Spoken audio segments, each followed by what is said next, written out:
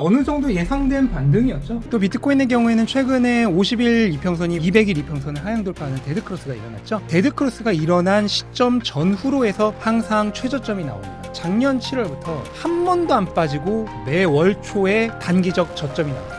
이제 4월 말에서 5월 초가 겹쳐 있는 다음 주 어떻게 보면 또 한 번 좀 리스크 오프가 나올 가능성이 있어요. 지금 타이밍에 이번 사이클이 패턴이 깨졌다 이렇게 판단하는 것은 일러요. 중장기적으로 보면은 비트코인에게는 훨씬 호재가 된다. 남은 2분기는 계속해서 상승할 것이라고 말씀을 드려왔고 현재 그렇게 되고 있고 지금도 동일한 전망을 가지고 있습니다.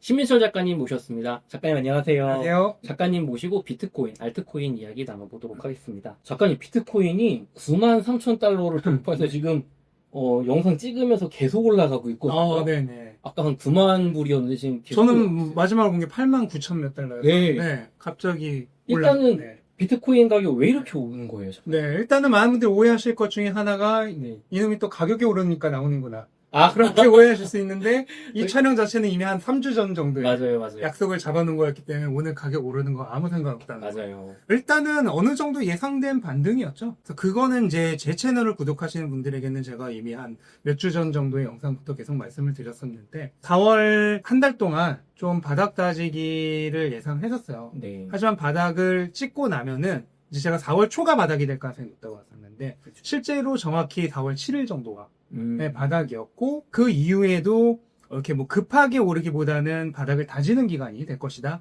라고 설명을 드렸는데 실제로 미국 주식은 뭐 여전히 바닥권에서 그렇게 크게 벗어나지는 못하고 있죠. 비트코인 이제 뒤에서 얘기하겠지만 비트코인만 좀 오르는 거고 하지만 4월 초에 바닥을 찍고 나면은 한 번 정도는 그런 큰 하락 뒤에는 거의 반드시라고 할 만큼 반등이 나옵니다. 네, 그럼 과거 역사 보면은 이번에 그 변동성 지수라고 하는 VIX가 네. 60 이상으로까지 올라갔거든요. 오. 60 이상으로 올라간 그 다음 주에 네. 정도부터 플러스가 아니었던 경우가 거의 없어요. 아. 네. 그러니까 4월 한 10 며칠 주 정도부터죠. 네. 그러니까 그 정도의 단기적 급락이 나오면은 반등은 거의 무조건 나온다. 라고 보시면 되고 또 비트코인의 경우에는 최근에 50일 이평선이 200일 이평선을 하향 돌파하는 데드크로스가 일어났죠. 네. 데드크로스가 일어난 시점 전후로 해서 항상 최저점이 나옵니다. 아. 작년에도 그 데드크로스가 일어난 시점이 언제냐면은 8월 초 블랙먼데이. 가격적으로 최저점이. 네, 최저점이었고. 그 전년에도 최저점이랑 데드크로스 일어난 시점이 거의 똑같아요.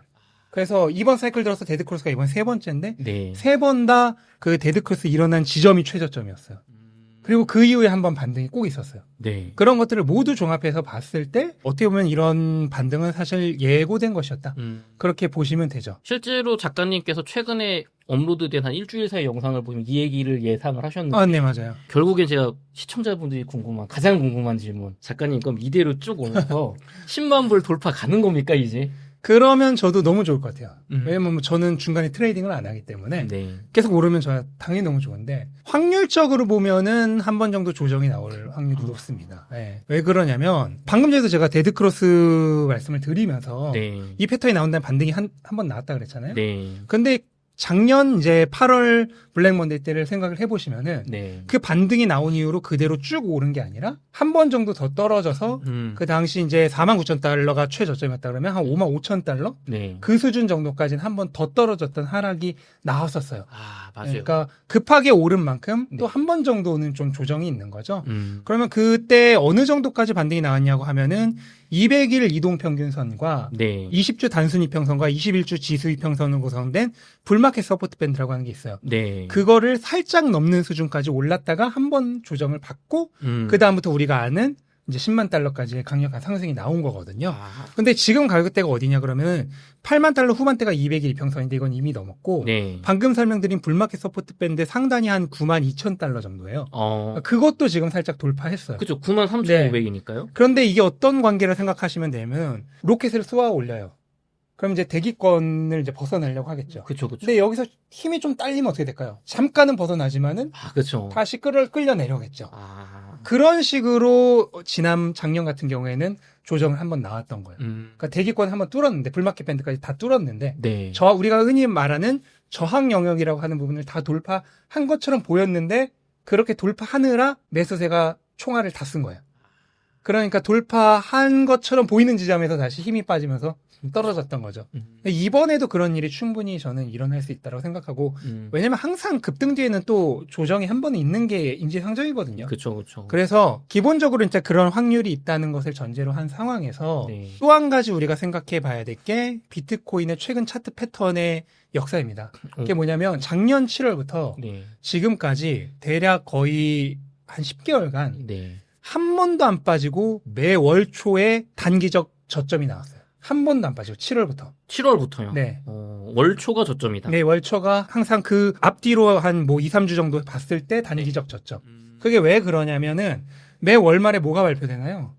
PC가 발표되죠. 그죠. 물가. 월초에는 고용보고서가 발표됩니다. 그쵸. 지금 시장이 가장 신경 쓰는 게 고용과 물가잖아요. 물가 맞아요. 높으면은 금리 안 내릴 거고. 맞아요. 그 다음에 실업률 높아지면은 경기 침체 올 거고. 그래서 이 두 가지가 동시에 몰려서 발표되는 월 말에서 월 초로 넘어가는 시점에 항상 리스크 오프 현상이 나옵니다. 투자자들이 잠깐 물량을 좀 빼고 관망하는 거죠. 맞아요. 그다음 확인되면 다시 들어가는 거죠. 그런 리스크 오프 현상이 나오면서 매 월 초가 단기적 저점이었는데 심지어 이번에는 다음 주에 네. PC와 고용보고서가 동시에 발표됩니다. 네. 그렇게 되면은 이제 4월 말에서 5월 초가 겹쳐 있는 다음 주가 지금 영상 찍는 시점으로 어떻게 보면 또 한 번 좀 리스크 오프가 나올 가능성이 있어요. 그러면 안 그래도 지금 저점에서부터 한 거의 30% 가까이 급등했어요. 네, 올라와 있는데 딱 다음 주가 그렇게 리스크 오프가 항상 나오던 타이밍이야. 그러면 상식적으로 조정이 한번 온다고 보는 게 그쵸. 상식적으로는 확률이 높지 않을까. 그러면 작가님 지금 보면은 단기 고점이 그러니까 급등 뒤에 나오는 단기 고점 이거 당연히 네. 예상해야 되는 건데 네. 거기에 대해서 월말 월초 지금 굉장히 새로운 시각으로 한 번도 지금 7월부터 빠진 적이 없다. 네. 근데 이 매크로가 해결되기 전에는 이거 반복될 가능성이 높죠. 뭐 높죠. 여전히 지금도 물가 그다음에 실업이 가장 큰 걱정거리잖아요. 그쵸. 이게 해결되기 전까지는 이게 계속 반복될 거예요. 아, 원래 단기 고점인 거 플러스 이 월초 리스크 오프 현상을 합해서 보면은 네. 다음 주 정도까지 한 번 정도는 네. 조정이 나올 확률이 상당히 있다. 그러면은 지금 단기적으로 뭐 비트코인도 좋고 알트코인도 지금 오늘 보니까 제가 알트코인도 급등 나오는 게들이 있어요. 있어요. 네. 요렇게 단기적으로 내가 저점 잘 잡아서 수익 구간이신 분들은 네. 그래도 조금 요때 덜어내시는 게 좋을까요? 거기 이제 여러 가지 관점이 있는데요. 내가 단기 투자자다. 그러면은 상당 부분 덜어내는 거 가능하죠. 그 다음에 내가 중장기 투자자인데 소액 정도는 좀 트레이딩을 한다. 예. 하시는 부분은 뭐 한 20%, 30% 정도라도 좀 덜어내다. 수익 실현해라. 네. 그 다음에 이런 분들 계세요. 굉장히 위험한 포지션 가지고 계셨는데, 네. 흔히 말하는 자발트라든지, 네. 그런 것들이 있었는데, 얘네들이 이번에 좀 반등했다. 네. 그럼 너무 욕심 부리지 말고, 조금 정리하는 거. 네. 그러니까 그동안 대응도 못하고 얻어맞으셨던 분들, 네. 이번에 또 오르니까 또 그러면은 여기서 또 가자 하지 말고, 100배 간다. 네. 갑자기 또, 100배 모드 가지 마시고, 네. 여기서 좀 욕심을 줄이고, 좀 리스크를 덜어내시는 거죠. 그런데 중장기 투자자이면서 트레이딩도 하지 않으시는 분들이라면 조정이 온다 하더라도 네. 문제는 그 조정이 얼마나 떨어지냐잖아요. 그쵸. 그거를 짐작을 할 수 없기 때문에 파는 게 꼭 맞는 건지 생각해 봐야 돼요. 예를 들어서 내가 94,000달러에 잘 팔았어. 94,000달러가 이번에 뭐 행여나 단기 고점이라고 해봐요. 네. 그런 다음에 오케이. 그럼 나는 한 88,000달러 201평선에서 다시 잡아야지. 그쵸. 그런데 90,000달러에서 말아 올려. 순식간에 말아 올려서 95,000달러가. 네. 그럼 내가 판 가격보다 높아져. 그쵸. 그럼 다시 못 사죠. 그럼 내가 팔았던 그 물량만큼은 이제는 영원한 손해예요. 이번 사이클 끝날 때 최고점 갈 때까지. 네. 그런 거를 생각해 본다면 그렇게 무리해서 뭐 조정이 올 가능성이 있다고 해서 그걸 두려워해서 좀 미리 좀 많이 팔겠다. 그런 생각은 좀 다시 한번 생각해 보시는 게 좋을 것 같고 다만 나는 좀 굉장히 단기적으로 보는 경향이 있다. 또는 하락이 혹시라도 나온다면은 견디기가 심적으로 아직은 너무 견디기가 힘들 것 같다. 네. 하시는 분들에 한해서만 일부 물량을 좀 정리하는 것을 생각해 볼 수 있다. 그렇게 얘기할 수 있겠죠. 지금 제가 오늘 자발트 막 그 정말 순위에도 안 잡히는 애들 몇 개 제가 가지고 있는데 하루 사이에 2,400% 올랐어. 네. 그러니까 25배 올랐잖아요, 네. 갑자기. 네. 그랬다가 비트가 이렇게 올라가고 있는데, 그러니까 이틀 전에 2,500% 올랐다가 지금 1,300% 상태거든요. 네. 그러니까 12배가 또 떨어질 거예요, 그만큼. 그러니까 비트가 반토막 난 거죠. 그러니까 물론 상승했지만. 네. 그러니까 요렇게 자발트는 요런 거 너무 시점 보지 말고 이 정도 어느 정도 올라오면 나 정리해? 정리해야죠. 네. 좋습니다. 네. 또 이런 애들은 또 금방 떨어지잖아요. 그렇죠. 네. 조정 때. 좋습니다. 작가님 그러면은 이대로 조정 없이 조정의 확률 높게 보셨지만 4월 말 5월 초에 조정 없이 쭉 올라가거나 혹은 옆으로 이렇게 좀 더 횡보로 갈 가능성이 아예 없는 건 아니죠? 아예 없는 건 아니고 뭐 조정이 나오더라도 생각보다 굉장히 약한 작은 조정 정도로 끝날 가능성이 있죠. 예를 들어서 앞자리가 다시 8로 바뀌면서 네. 200일 이평선이 있는 88,000달러나 또는 50일 이평선이 있는 뭐 한 84,500달러. 네. 여기까지 떨어지는 것을 가장 1차적으로 좀 생각해 볼 수 있는데요. 네. 그 정도로 떨어지면 이거는 이제 분명히 조정이라고 우리가 얘기할 네. 수 있겠고. 그렇죠. 근데 사실 저는 그 정도로 떨어지는 것도 충분히 가능하고 오히려 그게 조금 더 한두 달 뒤를 보면 더 낫다고 생각해요. 왜냐면 완전 저점에서부터 그 들어왔던 단기 투자자들을 한번 싹 헹궈내고 가는 거잖아요. 그렇죠. 그래야지 오히려 그 다음에 더 멀리 갈 수 있기 때문에 저는 그런 조정이 나오는 게 오히려 더 좋다라고 생각을 하지만 모멘텀이 강할 경우에는 그 정도까지 떨어지지 않고 뭐 예를 들어서 9만 달러 위에서 버텨준다든지 네. 네. 아니면 여기서 한 9만 8, 9천까지 올랐다가 뭐 9만 3, 4천 정도 그러니까 불마켓 밴드 위 네. 그 정도에서 버텨준다든지 이 정도의 약한 조정으로 끝날 가능성은 충분히 있는데 보통 어떤 경우에 그러냐면은 트럼프가 어제도 좀 온화한 얘기를 했잖아요. 중국과도 협상 가능성이 있다든지 그다음 파월 해임할 생각 없다든지 조금 완화된 자세를 트럼프가 또 추가적으로 보인다든지. 네, 그러면 뭐 그런 뭐 월초 약세 이런 거 상관없이 더 오를 수 있겠죠. 그다음에 또 하나는 월초에 다음 주에 있을 PC 물가와 고용 보고서가 모두 좋다든지. 그래서 PC 물가가 낮아지고 예상보다 더 낮아지고. 네. 그다음에 고용 같은 경우에는 너무 강하면은 이건 반대로 금리 인하 가능성이 떨어지거든요. 그렇죠. 그러니까 실업률이 너무 떨어져도 안 좋고 그다음에 너무 올라도 안 좋아요. 너무 올라오면 경기 침체가 닥치니까. 근데 실업률은 거의 시장 예측치와 동일하게 지난달 수준에서 멈춰주고 그 다음에 물가는 좀 많이 떨어진다. 인플레이션이 네. 떨어지는. 이런 식으로 나온다면은 약한 조정에서 끝나고 다시 강하게 상승할 가능성이 충분히 있겠죠. 근데 그거는 이제 뭐 그 외부 환경에 의해서 결정되는 거기 때문에 뭐 어떻게 짐작을 할 수가 없어요. 그렇죠, 그렇죠. 트럼프가 내일 무슨 말 할지 뭐 어떻게 알아요? 그 코인 낼 수도 있어요. 작가님, 그럼 그 DCA로 매달 적립식으로 혹은 매일 이렇게 사시는 분들이 있잖아요. 그럼 적립식 투자자들은 사실 작년 11월 이후에 너무 급등했다가 올해 1월부터 한 4월 사이에 어떻게 보면 7만 8천대로 싸게 잡은 거잖아요. 그렇죠. 이분들은 뭐 이렇게 매수량을 늘리거나 줄이거나 없이 그냥 꾸준히 적립식으로 사는 게 좋다고 보시나요? 현재 시점에서는 아직까지 그러고요. 이제 문제는 여기서 한 번 정도 더 고점 갱신해서 네. 새로운 가격대까지 올라갔을 때 거기서 더 살 건지 말 건지를 고민해봐야겠죠. 예, 왜냐면 이제 여기서 한 번 정도 가격대가 더 올라간다. 네. 그래서 뭐 한 14, 15만 달러까지 간다. 아. 그럼 이제는 슬슬 고점이 가까워지는 때가 오잖아요. 네. 그러면 나는 사이클을 넘어서까지도 계속 DCA를 할 건지 네. 아니면 사이클 후반부에 한번 정리를 할 건지를 좀 생각을 해봐야 되죠. 만약 사이클 후반부에 정리를 할 거라면 그 시점까지 가면은 이제 이번 신고가를 다시 한번 경신하는 시점부터는 매수를 새롭게 하는 게 맞는지를 좀 고민해 볼 필요가 있겠죠. 그래서 내가 초장기로 2030년까지 보는 투자자가 그러면 그냥 계속 사도 되죠. 예. 음. 그게 아니라면은 이제 매수를 어느 시점에선가는 중단해야 될 때가 오겠죠. 하지만 현재는 DCA 하기 괜찮다. 아직은 괜찮은 아직은 것 괜찮다. 네. 작가님, 요즘 비트코인 사이클이 깨졌다. 비트코인 반감기 다음에 비트코인 먼저 도미넌스 무너지면서 폭등하고 알트코인 올라가는 그거 깨졌다. 왜냐면 4월까지 안 올랐으니까 이런 얘기 많은데 일단 동의하시는지요? 가능성적으로 충분히 가능한데요. 아직까지는 사이클이 깨졌다고 단언하기 이릅니다. 네. 이유가 뭘까요? 일단은 지금 사이클이 어떻게 보면은 조금 지지부진한 그러면서 알트코인도 오르지 않는 이유가 있어요. 이번 사이클은 명백하게 현재까지는 네. 가격이 급등 후 급락하는 형태가 아니라 네. 한 번 쫙 오른 다음에 몇 달 횡보, 한 번 쫙 오른 다음에 몇 달 횡보, 그쵸. 한 번 쫙 오른 다음에 몇 달 횡보하는 계단식 상승을 하고 있거든요. 네. 여기에는 이유가 세 가지 정도가 있다고 보는데 세 가지나 있어. 네, 앞에 이제 첫 번째, 두 번째보다 세 번째가 더 중요한데요. 일단 첫 번째, 두 번째는 뭐냐면 시가총액이 너무 커졌어요.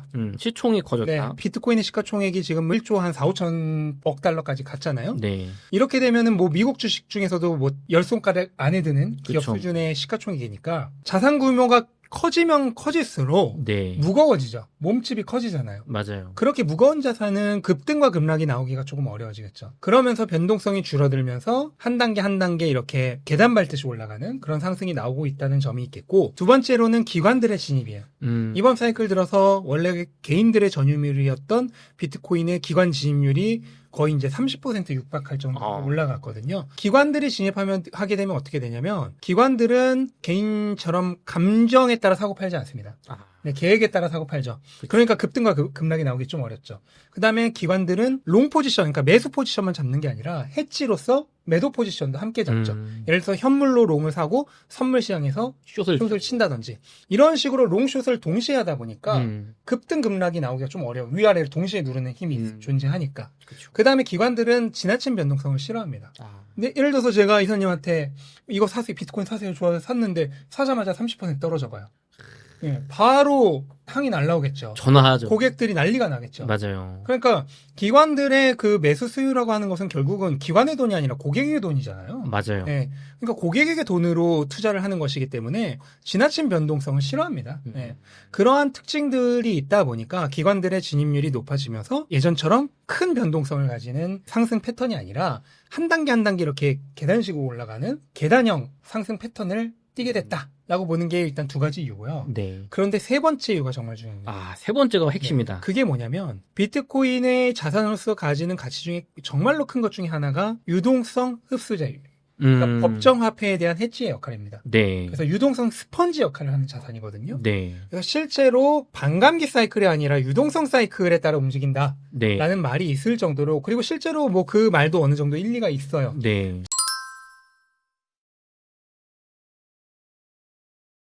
저 개인적으로는 비트코인의 반감기 그 물량이 많았던, 그 다음에 시가총액이 적었던 과거일수록 반감기 영향이 컸고, 네. 그 다음에 점점 메이저 자산화되고 기관들의 진입이 늘어나면서 반감기보다 유동성의 영향이 더 커지고 있다라고 판단을 하고 있거든요. 네. 그런데 그 유동성 사이클이 이번에 유독 상승 확장기로의 전환 타이밍이 늦어졌어요. 그건 왜 그러냐면 미국 경제가 너무 강했기 때문에.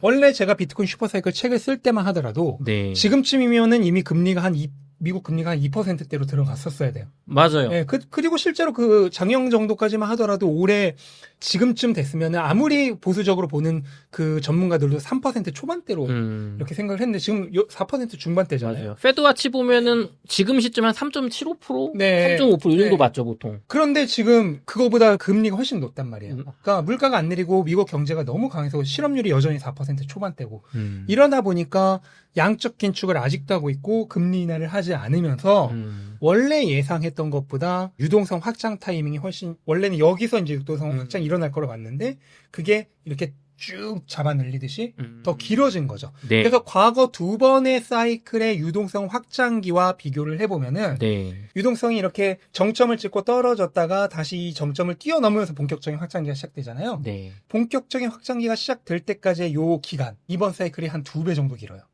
네. 그러니까 원래보다 출발선이 뒤로 밀린 거예요. 근데 이 유동성이 알트코인은 물론이거니와 네. 비트코인에도 엄청난 영향을 주고 특히 이제 메이저 자산화되면서 더욱더 영향을 주게 되었기 때문에 이 유동성 확장 타이밍이 뒤로 밀린 것이 이번 사이클의 지금까지의 패턴을 조금 재미없는 패턴으로 만들었다. 네. 이렇게 저는 판단을 하고 있어요. 그렇다면 앞에 두 가지 조건은 앞으로도 마찬가지예요. 네. 네, 앞으로도 마찬가지이기 때문에 비트코인은 분명 앞에 사이클만큼 변동성이 심하진 않을 거예요. 그렇죠. 시총 커지고 기관 네, 진입은 이제 기정사실이. 네, 그거는 맞는데 다만 유동성의 폭발적 증가가 이제부터 시작된다. 네, 출발선이 원래는 한 작년 정도나 올해 초 정도일 것으로 예상을 했는데 네. 그게 반년에서 많게는 1년까지 밀렸다. 네. 그러면서 유동성 확장 사이클이 뒤로 연장이 되면서 유동성이 이제부터 본격적으로 올 것을 감안한다면은 유동성이 정말로 들어오기 시작했을 때의 사이클 패턴이 과연 지금처럼 재미없는 패턴일까는 지금부터 확인을 해야 된다는 거죠. 이제 뚜껑을 열어보는 거야. 네. 불이 약했어 좀. 네, 이렇게 해서 키운 다음에 네. 이제 불 세졌어요. 그다음에 그럼 이제 한번 뚜껑 열어볼까를 이제부터 해야 되기 때문에 지금 타이밍에 이번 사이클이 패턴이 깨졌다 이렇게 판단하는 것은 일러요. 요게 확장도 됐는데 정말 지금처럼 재미없게 가면 계단식 가면 그때는 깨졌다는 얘기를 할 수 있겠지만 그쵸. 지금은 네. 아니다. 네. 근데 그때도 이제 4년 주기 사이클이 깨졌냐 아니냐는 끝까지 가봐야 알죠. 4년 주기에 반감기 뒤에 6개월 뒤에 고게 깨졌을 수는 있겠지만 네. 전체 4년 주기 사이클은 여전히 유효할 수 있거든요. 상승을 하고 네. 있으니까요. 근데 4년 주기 사이클이라고 해서 정확히 4년 차에 딱 끝나는 거 아니거든요. 네. 예를 들어서 올해 10월 정도에 끝나는 게 원래 예상했던 정상적인 4년 주기 사이클이었다면 내년 한 3월까지 사이클이 더 연장돼서 계단식으로 더 올라다 끝나. 그럼 뭐 한 4, 5개월 연장된 건데 그게 사이클이 깨졌냐라고 판단하기 애매하죠. 밀렸으니까. 네, 조금 그냥 뒤로 밀린 거 정도. 왜냐면 유동성 확장 타이밍이 밀렸으니까. 네. 사이클 고점도 약간 뒤로 밀렸다라고 볼 수도 있는 거고 다음 사이클 때는 유동성 사이클이 정상적으로 들어온다면은 또 그때는 오히려 4년이나 그보다 더 빨리 끝날 수도 있는 거고. 네. 그렇게 좀 유연하게 생각하셔야지 지금까지의 결과만 보고 뭐 함부로 판단하기에는 굉장히 이릅니다. 네. 요게 또 작가님 보면은 비트코인이 트럼프 당선되고 나서 그냥 어용자산화돼서 나스닥에 그냥 연동된다. 미국 주식 따라간다는 얘기가 많았는데 최근의 패턴은 다른 것 같아요. 네. 거기에는 이제 두 가지가 있는데 하나는 경기고 하나는 유동성입니다, 결국은. 그게 뭐냐면 트럼프가 일으킨 이 관세 전쟁으로 인해서 전 세계 무역이 위축되고 그다음에 경기가 약화되고 기업들의 수출이 줄어들죠. 네. 그리고 당연히 그렇게 되면은 기업들의 소득도 줄어듭니다. 수입도 줄어들고. 그렇게 되면 당연히 EPS도 떨어지고 주가도 떨어지게 되겠죠. 네. 그래서 기업은 기본적으로 경기가 약화되면은 안 좋아요. 그래서 지금 미국 증시나 나스닥, 특히 미국에 대한 지금 불신감이 너무 크다 보니까 뭐 달러나 채권까지 모두 매도되는 탈미국화가 일어나면서 네. 네, 미국에서부터 돈이 빠져나가는 그러면서 미국 주식으로부터도 돈이 빠져나가는 현상이 발생하고 있죠. 네. 그래서 기업 같은 주식 같은 경우에는 경기가 너무나도 중요하다. 근데 이 트럼프가 일으킨 관세 전쟁이 네. 증시에는 그런 악영향을 미쳐요. 경기를 약화시키기 때문에. 네. 그런데 금과 비트코인 같은 상품 자산에는 네. 기본적으로 관련이 없고 오히려 더 장기적으로 보면 호재예요. 왜냐하면 경기가 약화되면은 각국 중앙은행이나 정부가 재무부가 어떤 판단을 내릴까요? 금리를 낮추고 부양책을 실시하겠죠. 그렇죠. 한마디로 유동성 확장이 시작돼요. 그래서 맞아요. 중국도 지금 부양책 앞당긴다는 얘기하고 유럽은 독일을 필두로 해서 이미 부양책 앞당기는 거 이미 대규모 부양책을 실시하고 있죠. 준비하고 있잖아요. 맞아요. 그다음에 미국도 올해 하반기에만 금리나 4번 이상 돼요. 그 얘기는 6월부터 거의 매 FOMC마다 금리가 내려간다는 거예요. 네. 그렇게 각국 재무부와 정부와 중앙은행이 유동성 확장을 꾀하게 되면은 네. 금과 비트코인은 관세가 무슨 상관인가요? 그다음에 관세 전쟁으로 인해서 줄어들 수입이 있나요? EPS가 있나요? 원래 없죠. 아무것도 없잖아요. 네. 이 상품 자산들은 기본적으로 유동성을 흡수하는 역할을 하는 자산들이에요. 네. 그런데 떨어지는 경기를 살리기 위해서 유동성이 확장되게 되면은 네. 금과 비트코인 또는 비트코인 같은 이 상품 자산들은 그 경기나 관세로 인한 피해는 없는 상황에서 네. 확장되는 유동성에 대한 그 혜택만 받게 되는 거예요. 네. 그렇죠. 그러면서 바로 그런 이유 때문에 지금 금이 먼저 달리고 있는 거고요. 네. 그러면 금은 오르고 있는데 왜 비트코인은 떨어지냐? 네. 비트코인은 아직까지는 위험 자산으로 치부가 되죠. 네. 그러면서 나스닥과 동조화되는 행동을 보였던 거고, 동시에 황금성이 너무 좋은 자산이죠. 금보다도. 그렇죠. 그러니까 뭔 일이 생기면은 일단 제일 먼저 팔고 보자인데 그 중에서도 비트코인이 제일 먼저 파는 그 후보의 1순위예요. 네. 그러다 보니까 트럼프로 인해 불확실성이 극대화된 시점에서 그러면 뭘 파냐? 주식과 비트코인. 늘부터 일단 1차적으로 다 팔았던 겁니다. 가장 안전한 건 일단 금이니까. 그리고 풀린 유동성은 기본적으로 안전자산에 먼저 들어가 있다가 상황을 보고 괜찮은 것 같은데? 이제 안심해도 되겠는데? 하면 그때 위험자산으로 이동해요. 네. 그런데 그런 안전자산들도 풀린 유동성이 전부 금으로 일단 간 거죠. 그러면서 주식, 비트코인 같은 위험자산은 우선은 매도가 된 거고 네. 안전자산으로 수요가 몰린 겁니다. 그런데 이제 지금 현재 시점에서 왜 비트코인이 나스닥과 디커플링 돼서 움직이는지 네. 방금 설명드렸다시피 증시는 아직 불확실성이 다 끝나지 않았어요. 네. 트럼프가 일으킨 관세 전쟁 그 자체로 인한 불확실성은 점점 소멸되어 가고 있거든요. 네. 다만 그렇다고 해서 관세가 없어지는 거 아니죠. 아직 전쟁 안 끝났어요. 네. 그리고 앞으로도 이게 다 끝난 후에도 보편 관세 10에서 15%는 남을 걸로 예상이 되거든요. 그럼 얘네들이 기업들의 실적을 떨어뜨릴 거예요. 네. 그러니까 단기적인 영향으로 끝나는 게 아니라 중장기적으로 기업들의 실적에 악영향을 미칠 수가 있어요. 그런 영향들, 경기에 대한 영향들이 있다 보니까 얘네들은 여전히 위험한 측면이 있는 거예요. 반면 비트코인은 당장에 그 트럼프가 일으킨 불확실성만 어느 정도 해소가 되면은 네. 그러면은 그 이후로는 오히려 경기를 살리기 위해서 유동성 확장 속도가 더 빨라지면 그것에 대한 혜택을 더 크게 받는 거죠. 그러면 이제 금에 머물러 있던 돈들이 이제 좀 안개가 거치네?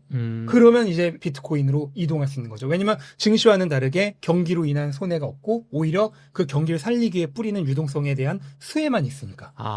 그러면 작가님 요게 예전 같으면 트럼프의 관세 요 이슈가 없었으면 주식에도 미국 주식에도 가고 채권에도 가고 코인도 가고 금도 가고 이게 나눠 먹었어야 그쵸. 되는데 지금은 금에만 몰리고 있지만 향후로는 비트코인으로 더 몰릴 수 있죠. 그래서 제가 이제 운영하고 있는 멤버십이 있는데 네. 멤버십에서는 이미 몇 달 전부터 그 얘기를 했어요. 지금 이렇게 떨어지는 거는 단기적으로는 비트코인이 위험 자산이고 황금성 좋은 자산이기 때문에 네. 뭔가 문제가 생기면은 단기적 그 패닉셀, 셀오프의 첫 번째 타겟이 된다. 네. 그래서 일단은 최초에는 제일 먼저 내리지만 이게 비트코인과 직접적으로 상관이 없는 악재이고 오히려 이 악재를 해소하기 위해서 각국이 유동성을 더 크게 뿌려야 되기 때문에 네. 중장기적으로 보면은 비트코인에게는 훨씬 호재가 된다.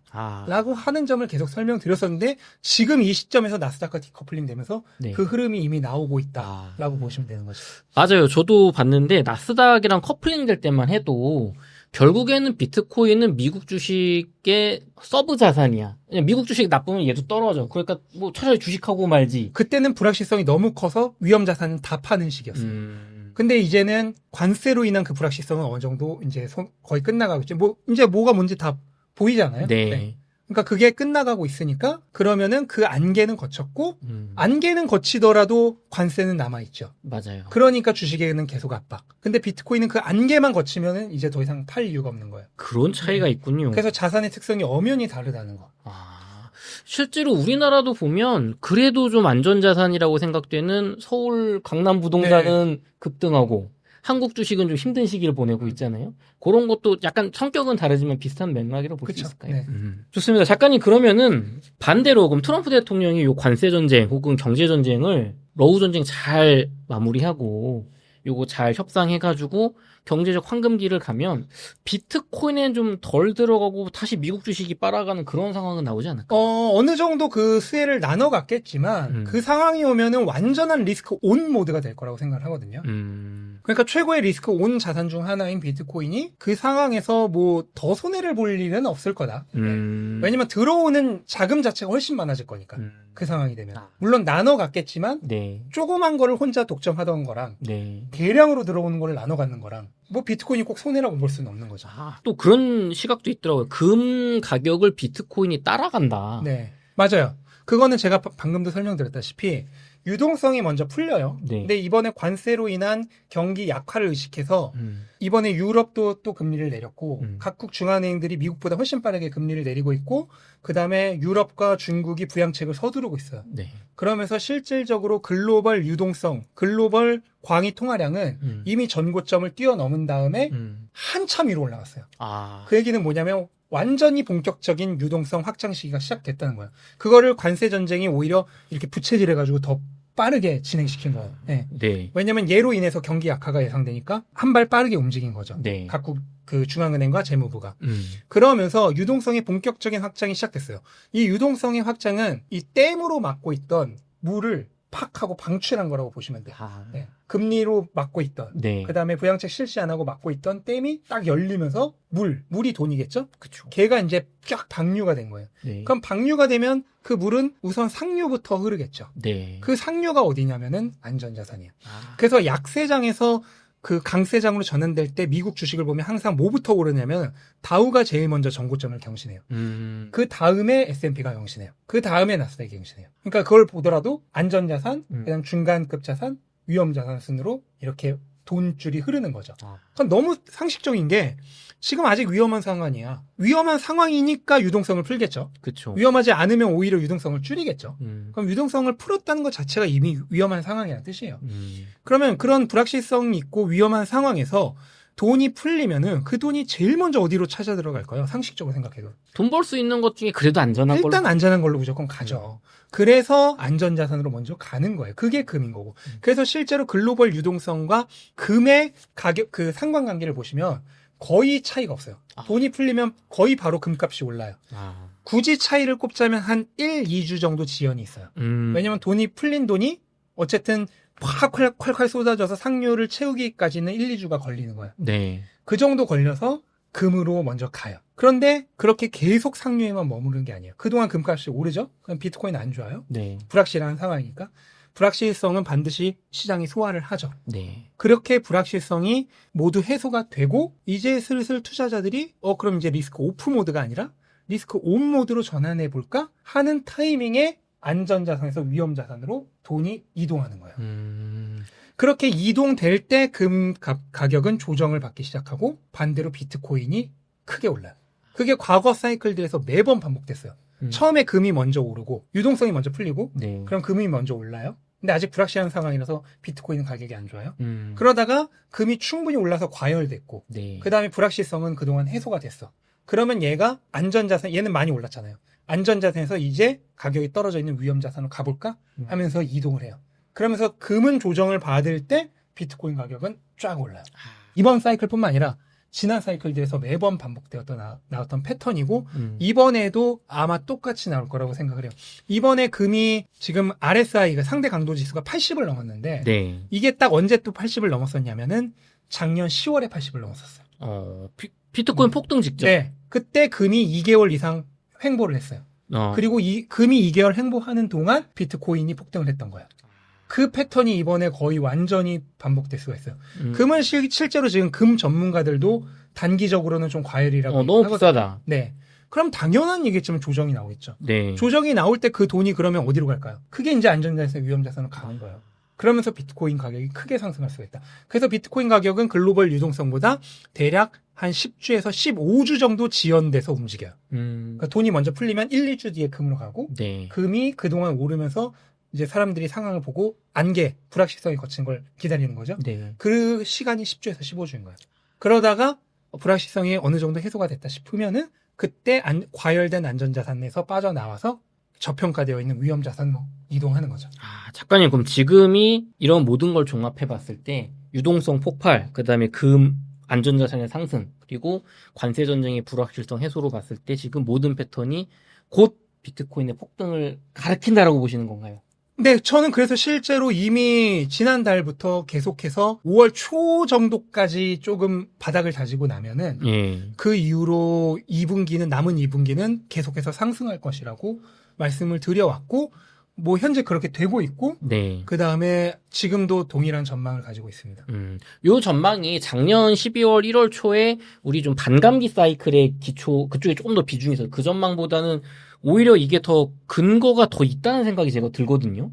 그때는 유동성이 지금처럼 폭발적으로 확정된 게 아니었잖아요. 네. 그럼 어떻게 보면은 말씀해 주신 것처럼 사이클이 좀 밀린 거다. 그렇죠. 유동성이 원래는 지금쯤이면은 이미 많이 풀려 있을 거라고 예상을 했는데 미국 경기가 너무 강하면서 계속 그 연준이 댐을 열지를 않고 막아놓고 있었던 거죠. 근데 그게 이제 열리기 시작한 거고 이미 열려서 그 돈은 안전자산으로 크게 들어갔고 충분히 거기 안전자산이 과열되면서 불확실성도 거의 해소되어 가고 있다. 좋습니다. 저희 3부에서 마지막으로 알트코인 이야기 재밌게 해보도록 하겠습니다.